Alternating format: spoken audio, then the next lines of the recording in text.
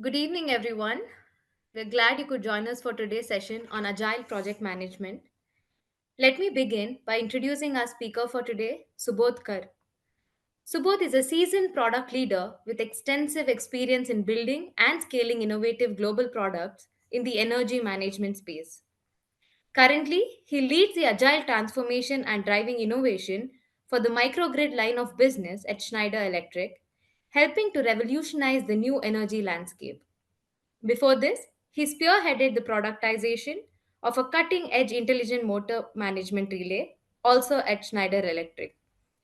Subodh brings over a decade of expertise from Honeywell, where he contributed to developing automation products for the paper and pulp industry and led enterprise grade business intelligence initiatives. He is also a two-time recipient of the Exemplary Coach Award from the Institute of Product Leadership. Please join me in welcoming a true changemaker, Subodh Kar. Before we start today's session, I request that our learners post their questions in the Q&A tab. We will try to address as many as possible if the time permits.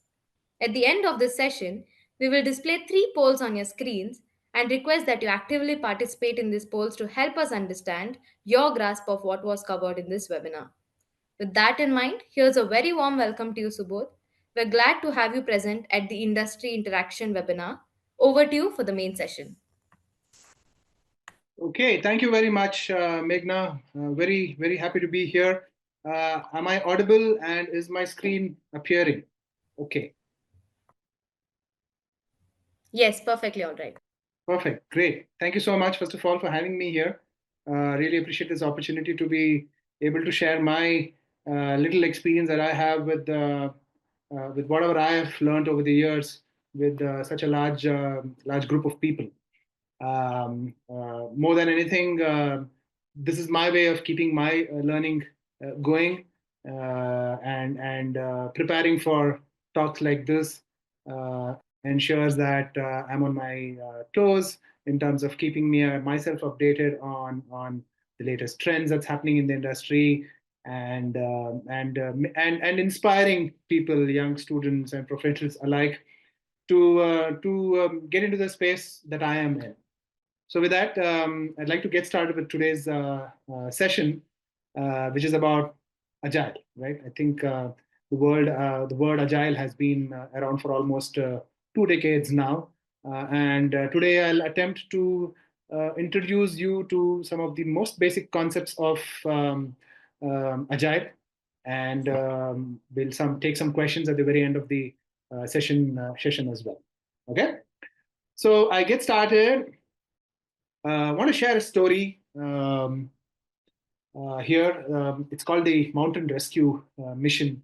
So apparently, there was this group of a group of people who went into mountains to help hikers who are stranded during storms and avalanches. Yeah, and it so happened that during one such instance, the commander of that group, the rescue mission group, wanted to make sure that all the plans were in place.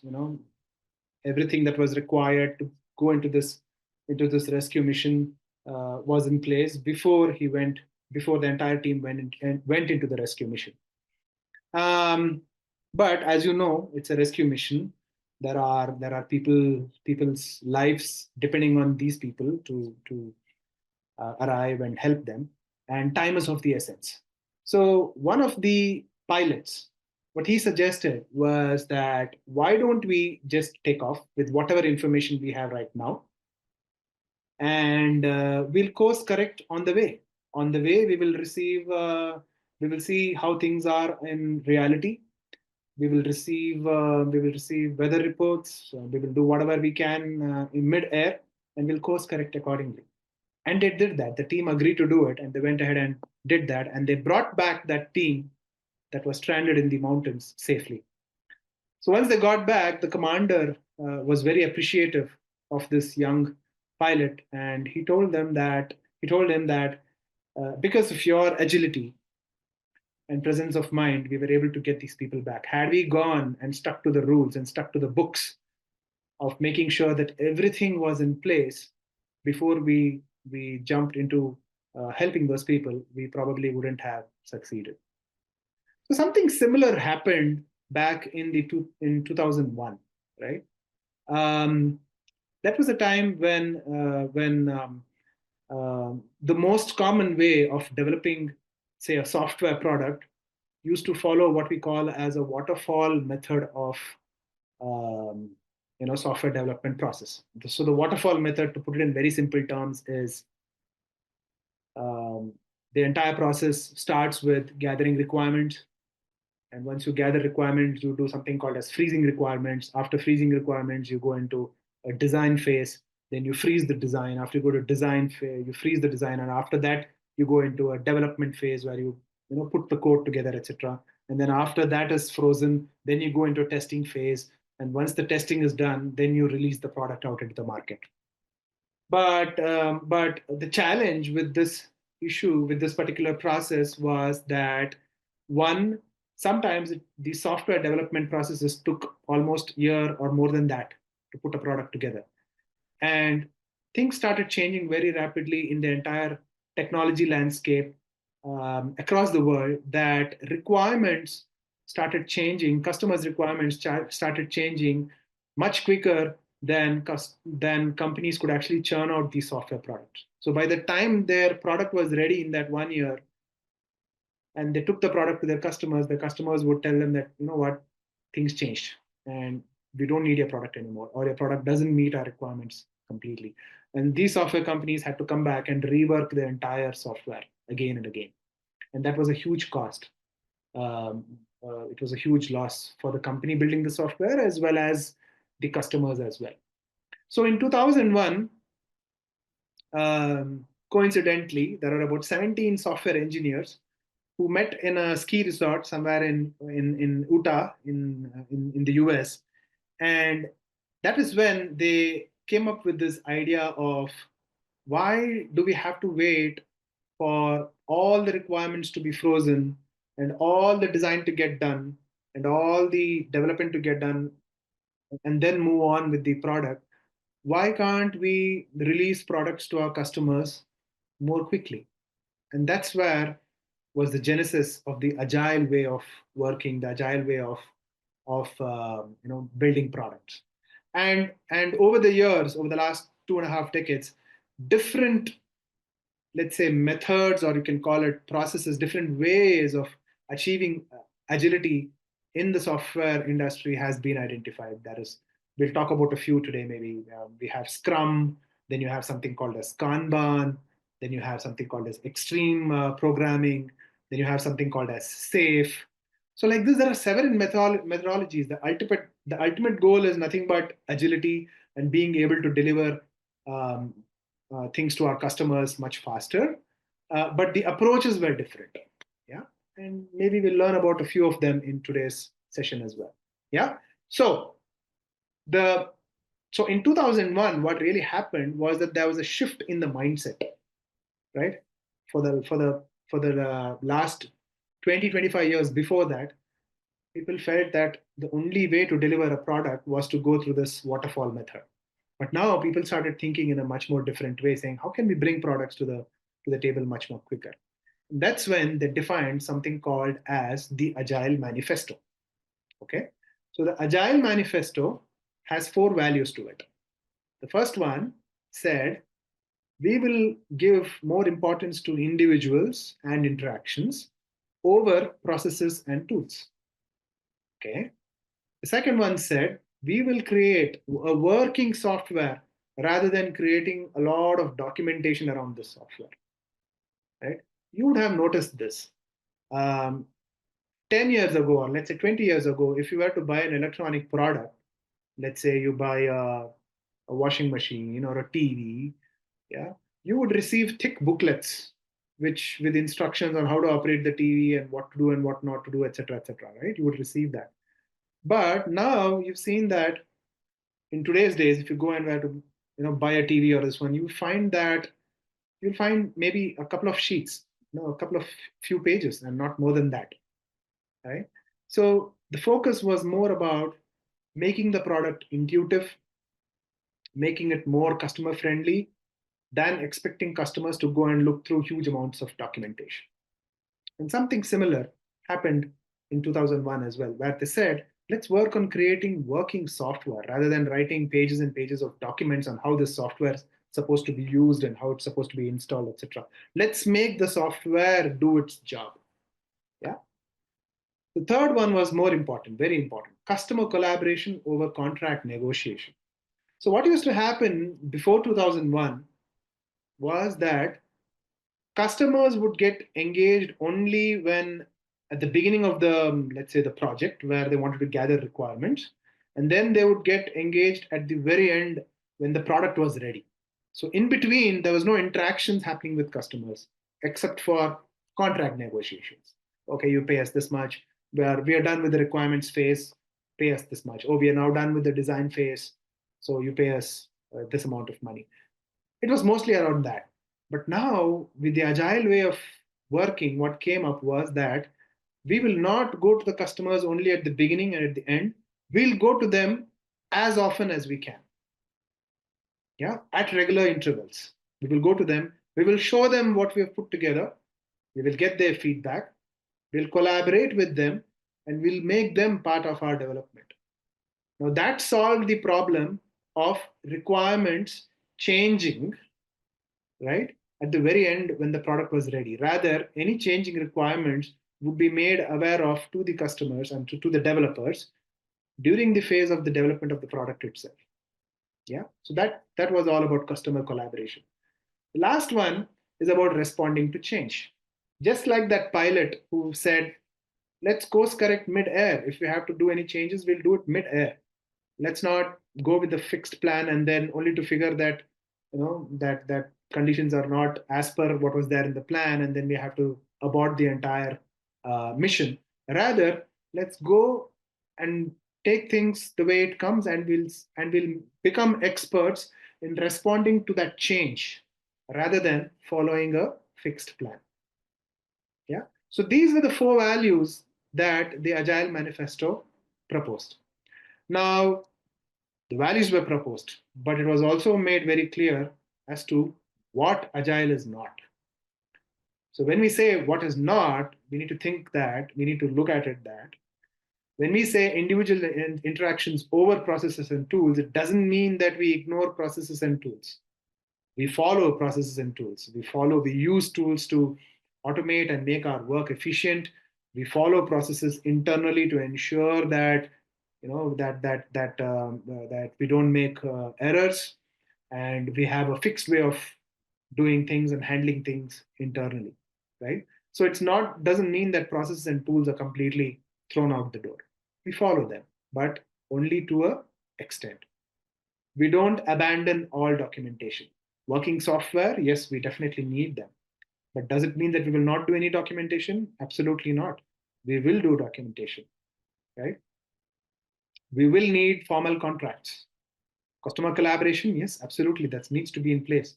But then there are legalities, there are liabilities, there are so many other things that need to be taken care of, which requires formal contracts. But we will not just go to our customers only for these contracts. We will go to them to collaborate, to get them to collaborate with us to build the software together.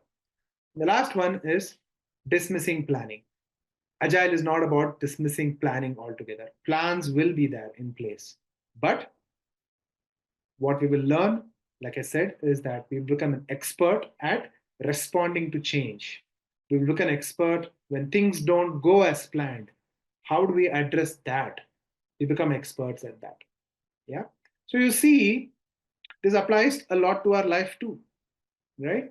If you are able to give importance to individuals and interactions over process and tools, the world would probably be a much better place to be in. If we think about creating something that works rather than running behind something that's to make it perfect, then I think we show a lot of progress. Customer collaboration and interaction with customers are always a great thing to happen. And I think the last one, when it applies to our life, responding to change and learning to respond to change, given how dynamic things are around us, how volatile things are around us, agile way of working kind of starts impacting and making us better at responding to change that life throws at us as well. Yeah. So it's all about a mindset shift from control to adaptability, from silos working in small groups of people to collaboration, coming together and making things happen, and from perfection to progress. We are not after creating the most perfect product. We are after making progress. We are after making experiments, running experiments, making mistakes, and learning from those mistakes, and then delivering something to our customers. Right. So that was the solid four values on which the entire Agile manifesto was built upon. Following which, they also defined 12 principles that we need to follow. Yeah. So here they are. The first one is focus on customers. Right? Today is a world where we have every problem that you can think of has multiple solutions. There are multiple companies trying to solve the same problem. Yeah. How do we differentiate one from the other? The ones who are able to provide the best experience for their customers, who are able to satisfy their customers to the maximum extent, are the ones who win the game. Second one, we already talked about welcoming changing requirements, right? This is an absolutely non-negotiable principle. Welcoming changing requirements, being able to adapt to changes as we go. Third one is frequent delivery, being able to constantly keep telling our customers what's coming, what's happening, what's going okay, what's not going okay, and delivering it to them more often makes them delighted.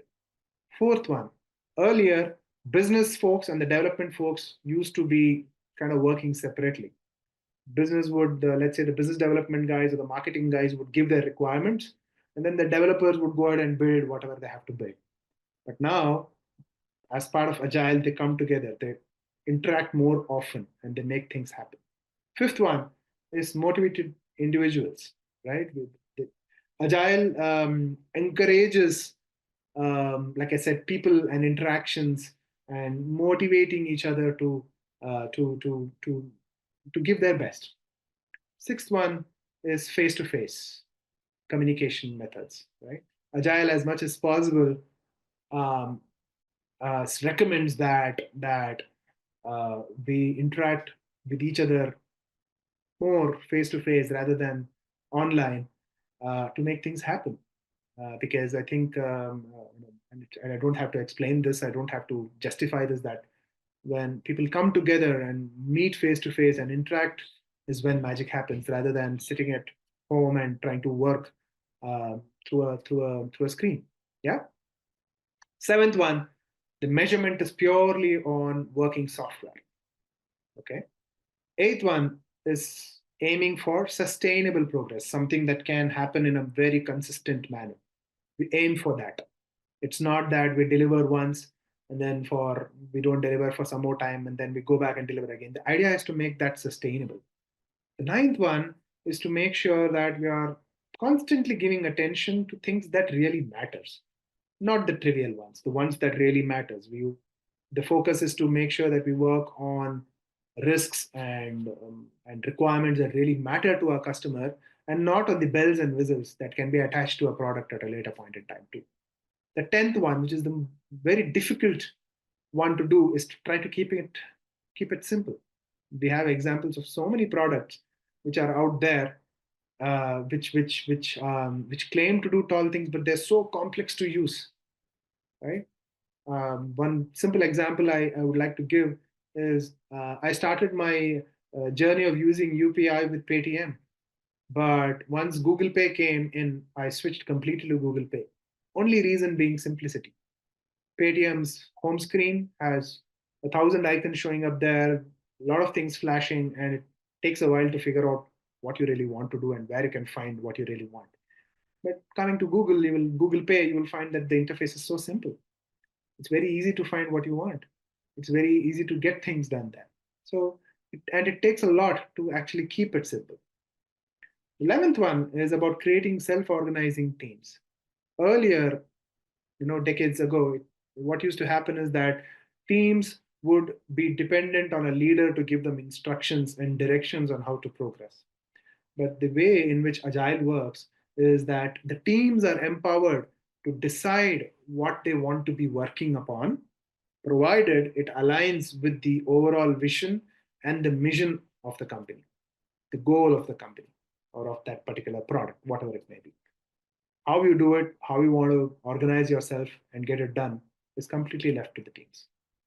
And the last one, which completely kind of didn't exist 20 years ago, was making time for reflection, to go back and look at what really worked for us, what didn't work for us, what could be improved, right? What do we want to continue doing? This principle number 12 became kind of a ritual that people, where developers are expected to go back and do kind of a reflection as a team as well as self reflection. These are the 12 principles on which Agile completely works. And all these methods that I talked about, Scrum, SAFe, Kanban, they try to implement each of these 12 principles. They have their own processes and rituals, as we call them, to ensure that these 12 principles are implemented. So then the question comes, I don't think I need to answer this question. Why agility? Is, as you can see, for all these reasons, for better team collaboration, to work on a shared purpose. I'll give you the example of Spotify. I think everyone is familiar with Spotify. Spotify as a company, they at the peak of their growth, they figured that they were becoming stagnant and things were not moving the way it should have been moving. And that's when they switched to the agile way of working, and they decided that the business, the company as such, will only offer an outcome.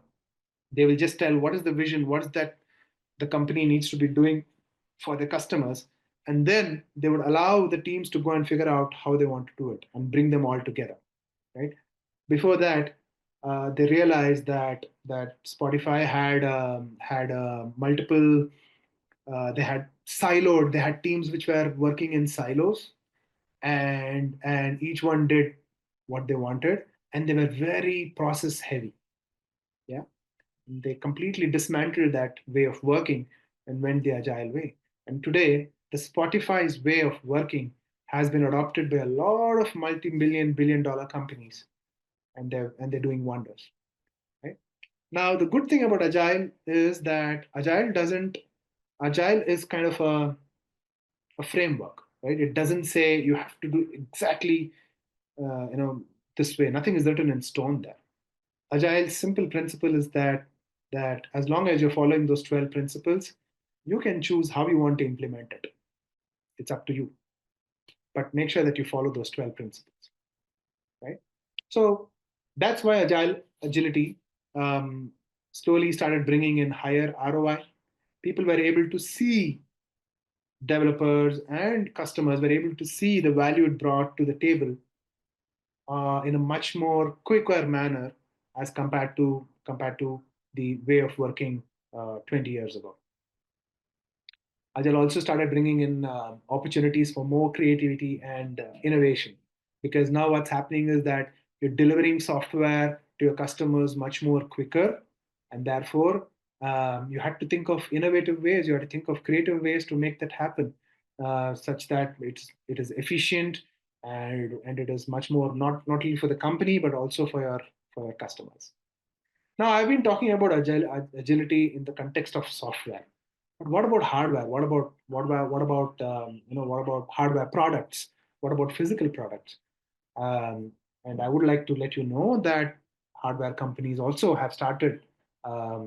They've started almost 10 years ago, but to start inculcating practices from agile to make things happen in a much more quicker way there. When you think of a physical product, normally the cycle time to put a physical product together is much larger than a software product, and it is much more costly to make a change to a hardware product as compared to a software one, right? Like, for instance, a car. Making that is, let's say you've designed the car and everything's on the floor, and you've gone into manufacturing only to realize that there is a change in the requirement. It's very difficult to go back and make those changes. Now they have now with the automobile companies going more digital, um, trying to bring in more of software into their products. They've tried to bring in agility in their ways of working as well. We'll need a completely different session, maybe another one, where we can talk about hardware and agility. We will do that some other time. So, what does an organization look like? What does an agile organization look like? So most companies today, they have what we call as a matrix organization, meaning you have multiple departments, yeah, vertical. You can visualize it this way. You have multiple departments which are verticals. I have finance, I have sales, I have marketing, I have plant, have the technology team, etc., etc. And then you have teams which cut across each one of them. Like you have project management. You have sometimes you have marketing also cutting across all of this. You have digital marketing cutting across all of this. These are highly matrix organizations where it can get super confusing. Yeah. So that is where agility or agile ways of working tries to bring in a little bit of structure. So typical, product manufacturing company would have a structure like the one that I'm showing in here. You have a chief product officer, you can call it, or a chief product owner, and under them you have multiple product owners, each one owning a certain product or a product line. And then you have those teams. Each team could be called as a scrum team. Yeah, which is the most common way of working. And this is how each of these Scrum teams work together. Now, sometimes there could be a layer on top of these product owners, which bring all these Scrum teams together and get them to collaborate and make things happen. Right. So this is what a matrix organization more or less looks like out there. So then what is, I'll introduce you to some very simple, terminologies that's used in Agile. And the first one is called as a sprint. The first thing I told you is that um, we moved 20 years ago, we moved from going through phases of requirement, design, development, testing, and release. We moved away from that to more frequent delivery. So how did that frequent deliveries happen? Is by following something called as the sprint. So if you focus on this first circle here, where it says sprint one, you will see that every sprint has a plan, has a design phase, has a development phase, has a test phase, a deploy phase, and a review phase, right? So, so you can look at it this way. A project which would take 1 year for a complete product to get developed is now going to happen in what we call as iterations. And every iteration, in other words, a sprint, contains all these stages of planning, designing, developing, testing, deploying, and reviewing. All of that is shrunk into one sprint. Typically takes about 3 to 4 weeks. Yeah. And several such sprints happen. At the end of every sprint, you will do a launch of the product. Yeah, you will release a little bit, something important to your customers. Yeah. And then you'll get some feedback from them. And then after that, you'll run into another sprint with the new, let's say maybe there's a change in the requirements or some feedback that you've received from the market, from your customers. And you'll again go into the plan, design, develop, test, deploy, review. In 3 weeks, you will have another launch. You'll come up with another set of features. You see that all the time happening with all your mobile apps, right? You get those notifications saying, "Hey, we have a new version of your uh, product available on Play Store. Go and download it." This happens all the time, right? Sometimes you don't even realize that changes have happened, and they're all happening in what we call as sprints. No longer do software companies or even hardware companies wait for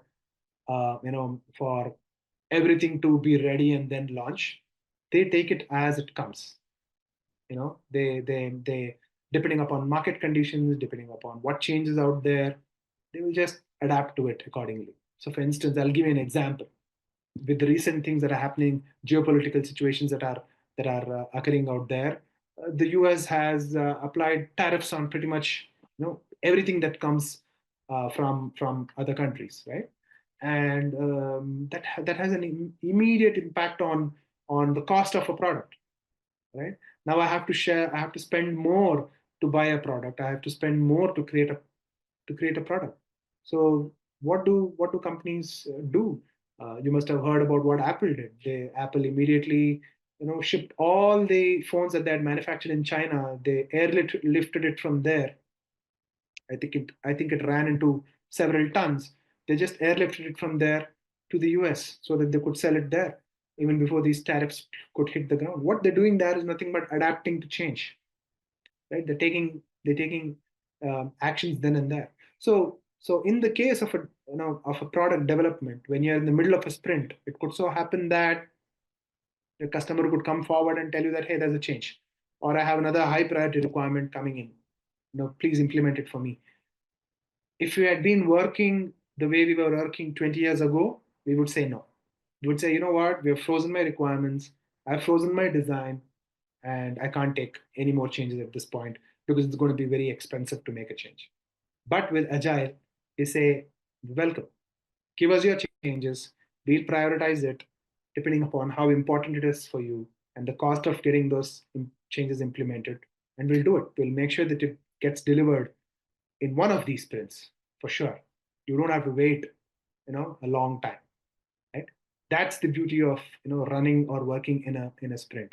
So now, right below this, you see something called as a program increment. So a program increment is like let's say a plan. Remember I told you that we don't give up planning, right? So we do a program planning for 3 months, let's say, normally for 3 months, for a quarter. We decide what are we going to work upon in the next 3 months, what are our priorities, and inside this program increment, we will have multiple sprints.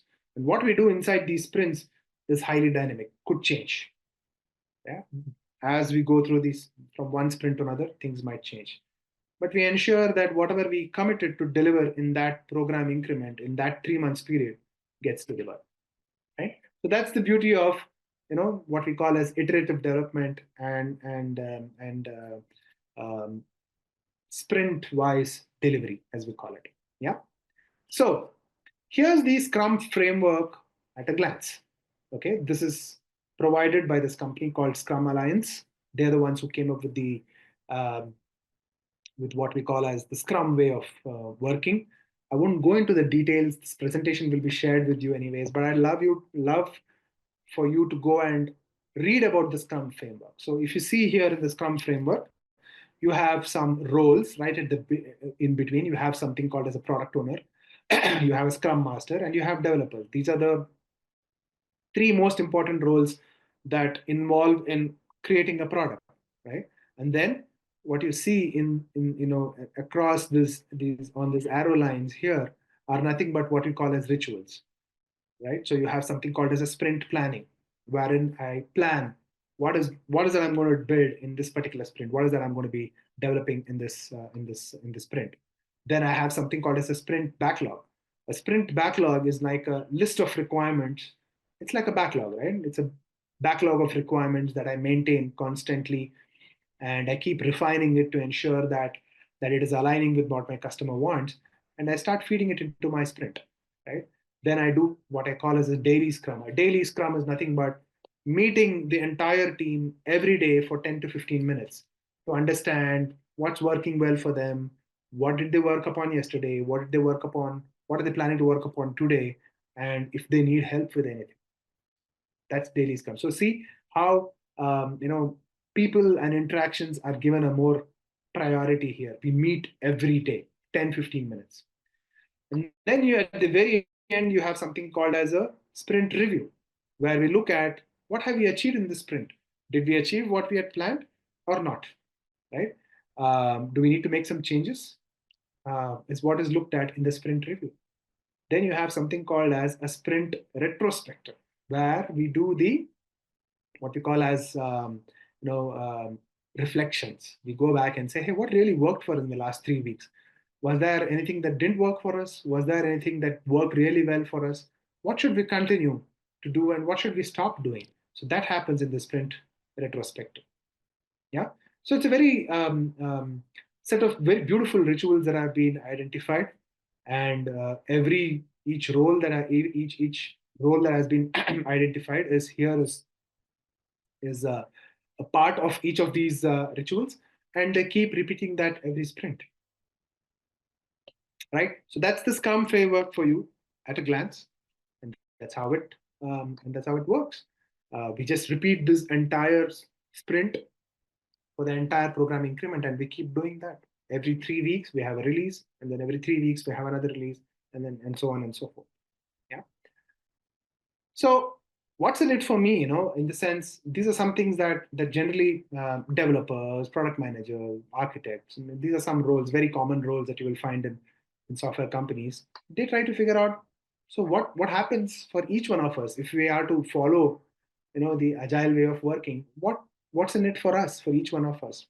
So for developers, it brings in clarity and focus, because what you're doing is, at the beginning of every sprint, you're talking about what I'm going to work for the next 3 weeks, and my focus is only next 3 weeks, right? What is it I'm going to work on in the next 3 weeks? What are my tasks? What are my priorities? Very clear. Fewer disruptions. Now, when you know what you're going for work for the next 3 weeks, you also think about what would come in the way, what risks can happen. Upfront, you start thinking about it. Yeah. Continuous learning happens, because now at the end of every sprint, you're taking it back to your customers and you're showing it to them, and you're getting feedback from them, and you're learning from them. So developers are constantly learning from their customers.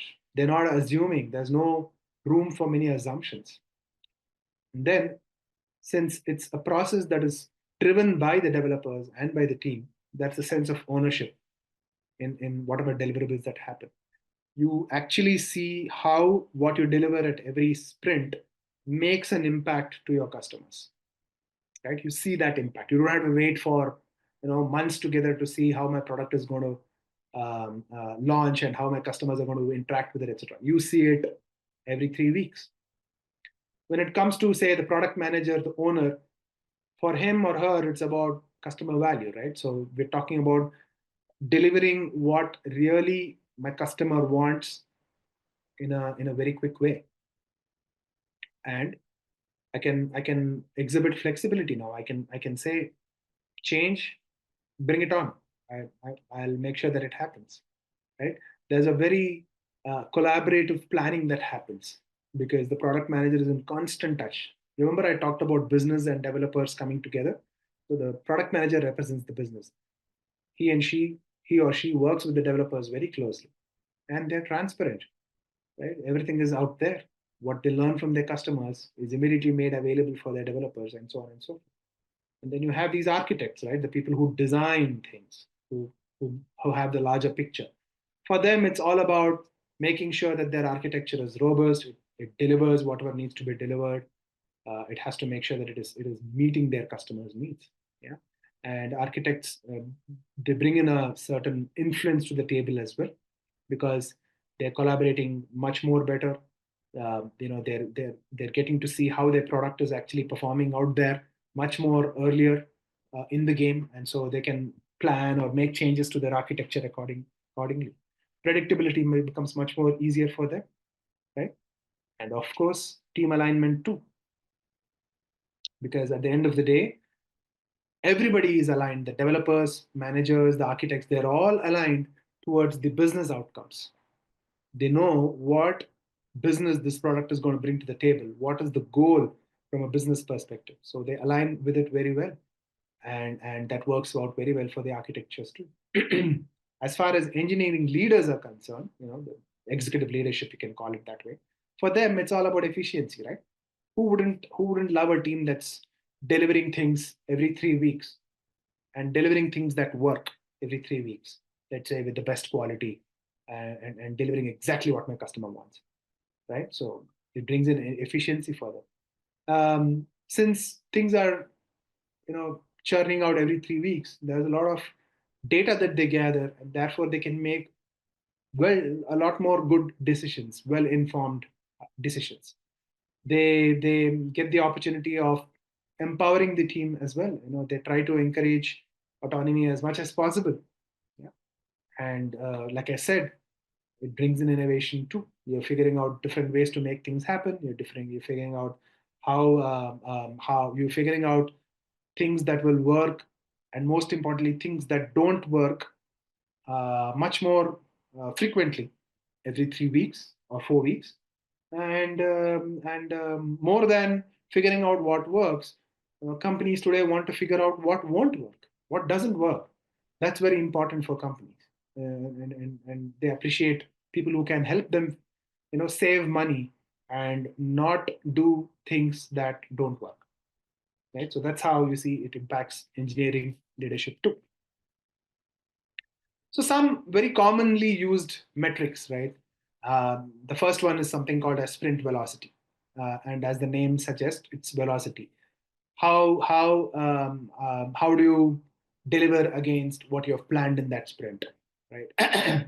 So you say I'll deliver what we call as user stories, or you say to make it very simple, I'll call it requirements, right? So we planned 10 requirements to be delivered in sprint one, or we delivered eight. Yeah.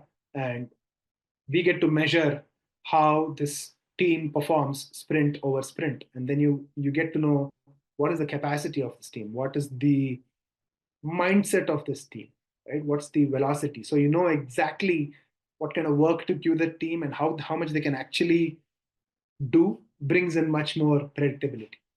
Then you have something called as a sprint burn down chart. A burn down chart is nothing but checking how well things get done versus what was planned. Right? Ideally, I would expect that, okay, if I had planned 25 requirements, I start with 25 on day zero, and on day 21, 3 weeks later, I want to make sure that all the requirements get done.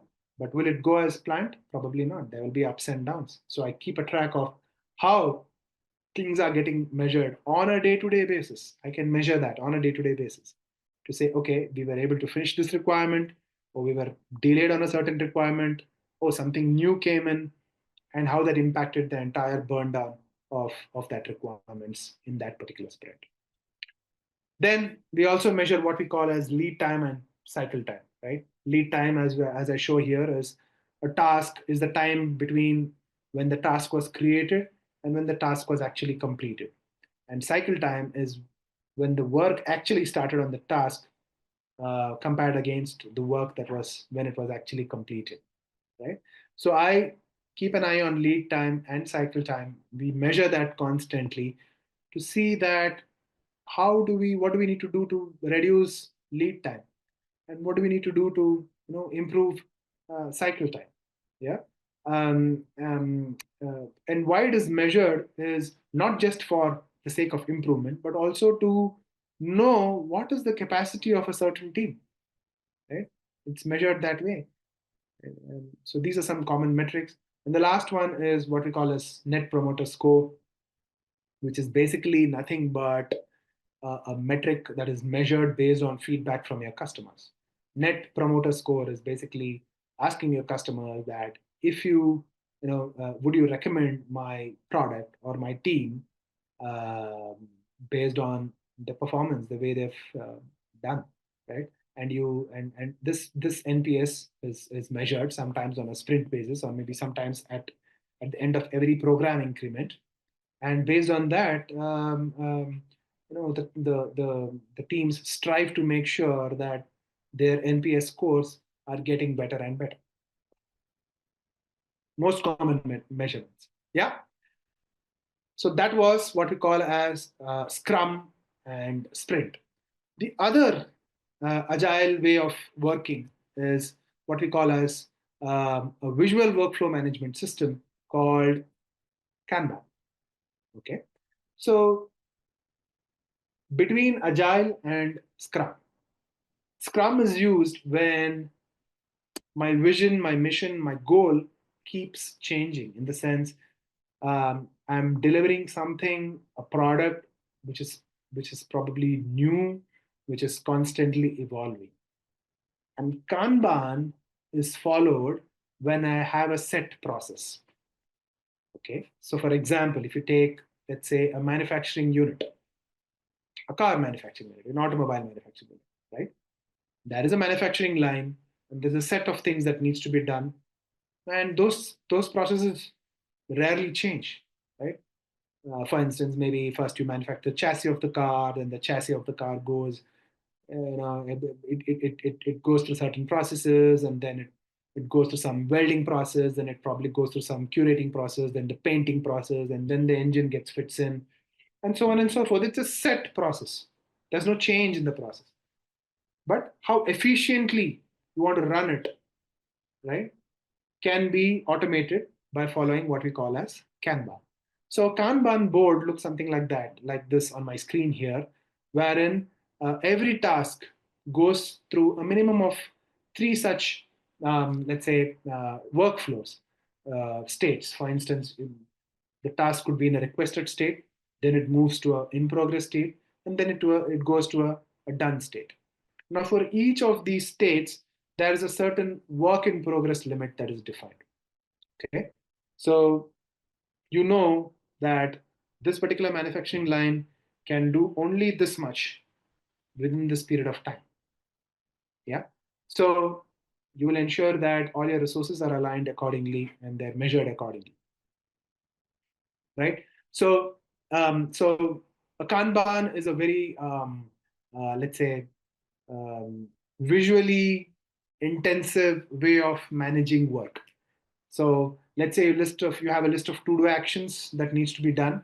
You could follow a simple Kanban board to move it from one state to another, and you can measure when was the task started, when did it move into in progress, when did it finally get done, and so on and so forth. So imagine I have a team of 10 people and I have a list of 25 tasks to be done.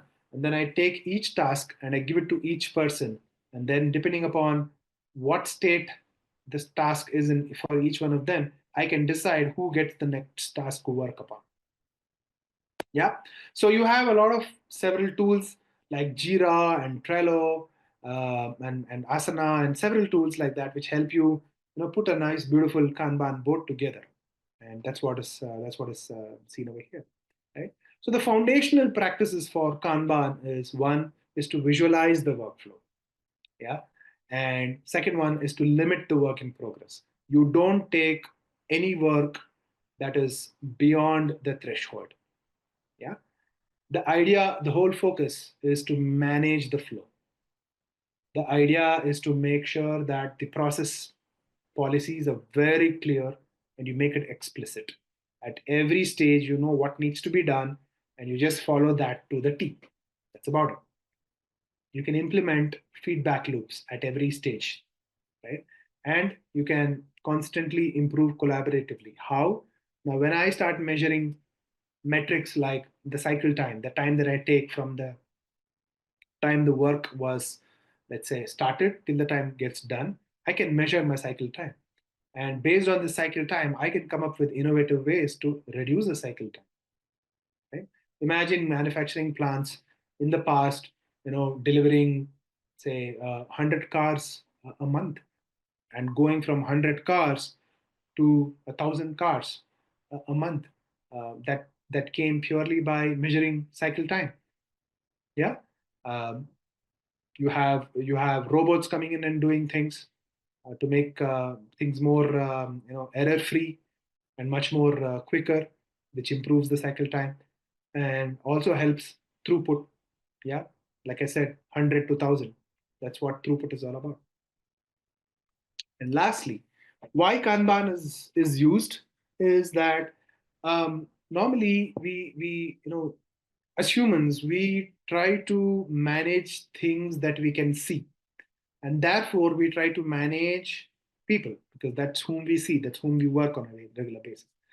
But Kanban tries to move the focus away from people onto the work and make that flow of work, yeah, as value for your customer, right? And then you work based on the value that is getting delivered to the customer. You can work on making getting efficient people, making your processes more efficient, using a Kanban. The second one is, Kanban helps you to see work as a service. Kanban is actually a Japanese word. It came from Toyota, Toyota Production Systems, TPS, which is followed even today, right? And you know how the Japanese are. For them, work is service. So they try to bring that into the way of working as well. And a Kanban helps them, identify work as service. And then, when work becomes service, then the entire organization is looked upon as a network of service. Right, one department offering a certain service to another department, and so on and so forth. So it's a network of service. And as long as that network of service, that flow of value can be managed, they believe that great things can be done.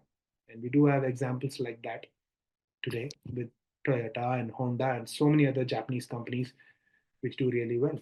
There are a lot of these TPS, the Toyota Production System practices, have been inculcated by companies across the world. Yeah. So that's Kanban for you. And that was the second, agile method that I wanted to share today. Right. So with that, I want to share another story here. That this was an instance where a friend of mine lost his baggage at the airport, and when he approached the department that's helps tracking the baggage, they asked him to fill out a form, then wait for a few days, and so on and so forth. But what this friend of mine did was he identified, he just walked around he was inside, he walked around the airport, he identified a baggage handler and explained the situation to him and said that this is what has happened, gave him all the details. And that guy was able to locate the bag in 20 minutes. Yeah. Now, Agile works something like that. Agile doesn't say don't follow the process, but Agile says if there is a better way of getting that thing done, then do it. If you have to pick up the phone and talk to somebody, do it instead of sending an email. Pick up the phone and talk to somebody. Get it done that way. At the end of the day, you still get what you want, right? And nobody loses anything there. So agile is actually a mindset. Agile is about being agile in the way I conduct business, in the way I solve my problems, in the way I deal with people around me. Right? Agile is about bringing in an efficient way of working. Agile is all about making that shift in your mindset. Right? So I want to end the session here and take up some questions. Right? I hope you've been able to draw some value from this quick introduction. Thank you. Great. Thank you so much, Subodh, for the very insightful and interactive session. It was great to learn about applying agile practices effectively within cross functional teams. Dear learners, it's time to move to the polls. Remember, everyone who answers all questions correctly will receive a certificate that you can proudly share on various platforms. You're now requested to answer the polls on your screens and respond based on your comprehension of the session. Please note that to answer each question, you only have 1 minute.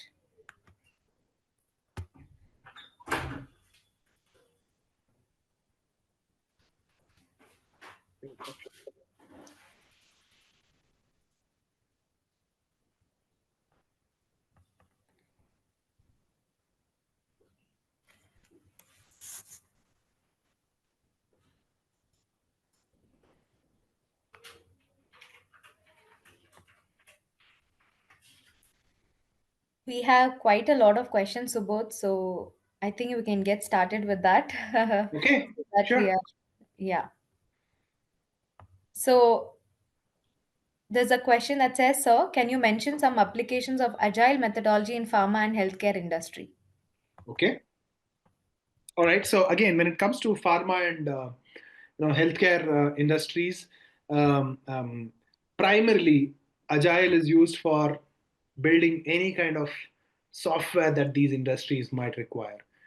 When I say software, this could be software that is used, let's say, that goes into a certain physical product that is probably part of a large pharma refinery, maybe.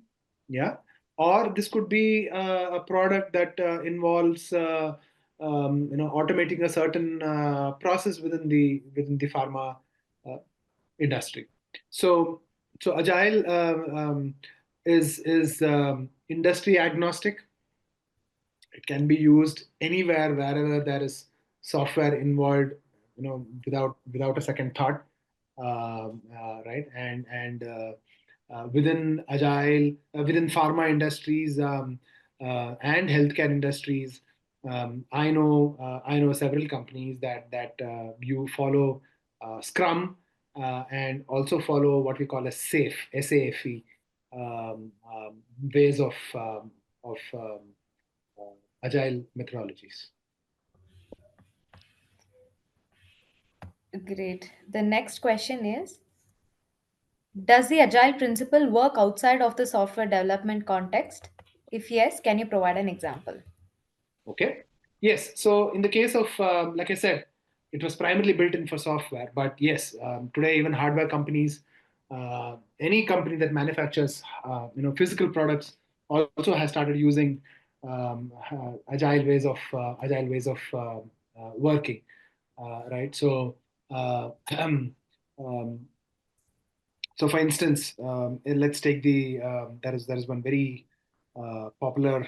Um, I believe Tesla uses Agile to build some of their cars. If you understand, um, EV cars, especially Tesla cars, are not as complex to build as compared to diesel or petrol driven vehicles. Yeah. And there they've started bringing in agile ways of working, where the design of the car goes through several quick iterations, and they are able to offer, for instance, multitude of colors for the cars. In fact, you can choose the color that you want online, and the car would be delivered to you in a matter of few weeks, right? So Agile is being followed there. Then there are several hardware companies, um,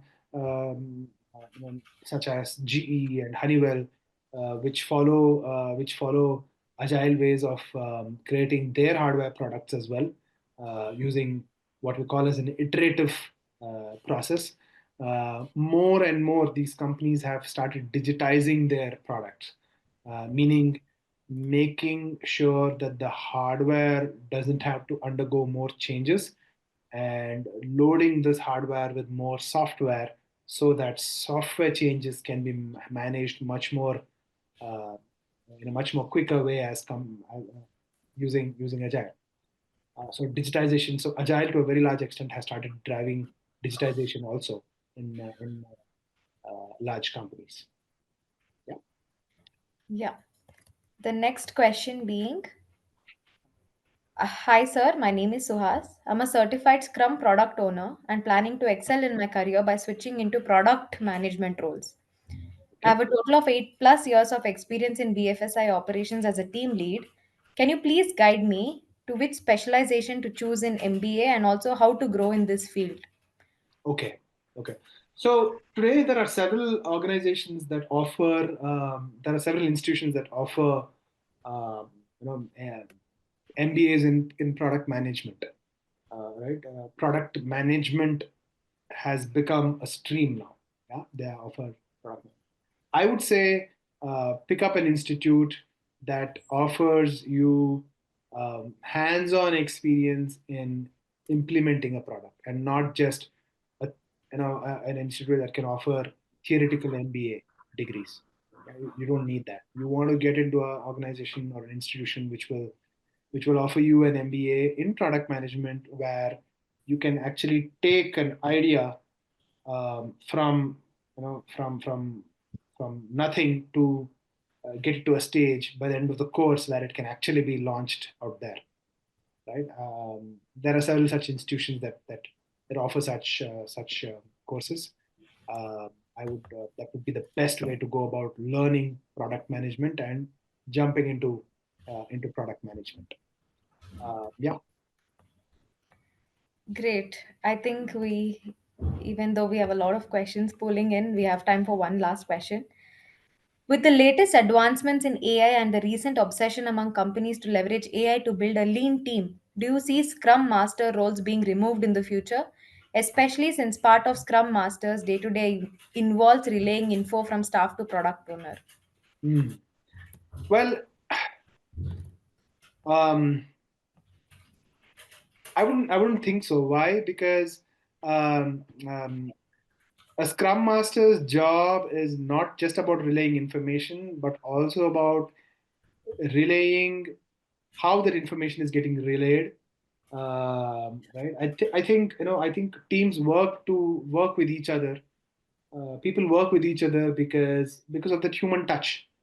Now imagine an AI bot coming in and assigning work to you, every day without asking how you're doing, without asking how you're feeling, without it being able to sense what's your mood like, and without being able to sense if you're doing well or not, etc. Right? And imagine an AI bot coming and doing that. How insensitive would that be? Who would be motivated to work in an environment like that? Only probably only robots. Yeah. So I don't think the Scrum Master role is going out anywhere. However, what I suggest is that Scrum Masters have to learn AI tools that can make their day-to-day operations much more efficient, and they start participating in the business outcomes of the company. At the end of the day, companies don't want to pay people who can just move things from A to B. They want people who can move things from A to B with an intent of delivering value to their customers and with an intent of making a direct impact on the revenues that they want to create. Companies value people like that. And I think all these roles that are involved in our product owner, Scrum Master, as long as they have that goal in mind, and they can adopt AI technologies to reach that goal in a much more quicker way, much more efficient way, those roles will continue to exist. So yeah, so if you don't learn AI, yes, I think you'll definitely be left behind. But I think if you learn AI and bring in some of those AI tools into your way of working, you'll do whatever you're doing in a much more efficient way, and that will carve out a path for a different role maybe, or you'll probably carve out your own role in the organization. That's my belief about how AI is shaping the agile world today. Great. That's all the time we have for today. We hope most of your questions were answered. Learners, before you leave, please provide us with feedback on this webinar by completing a survey as you exit this session. A recording of this webinar will also be made available on the LMS if you wish to view it again. Thank you once again, Subodh, for this invaluable session. Our Sure. participants have learned something new today that is both informative and useful. And a big thank you to all our learners. It's been great to see this level of participation. Thank you and have a very good evening. Thank you, everybody. Have a great day. Bye bye.